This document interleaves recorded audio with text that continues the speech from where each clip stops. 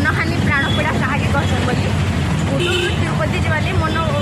गोटे ट्रेन था 12:30 तो मुझे 11 बजे गुडूर पहुँचीगल ना घंटे क्या करी बोली मुझे बस स्टेशन के पलि आसली कि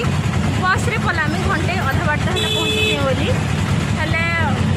बस स्टेशन के आसिक देखिए कि सब बस पलैगला 10 बजे गोटे भी बस नहीं यानी मतलब बस धरवार लगे तिरुपति गले 2:30 वेट कर पड़वा तो फिर रेलवे स्टेशन बस स्टेशन के आसली बस स्टेशन फिर बस स्टेशन ऑटो लेकर मोर सामान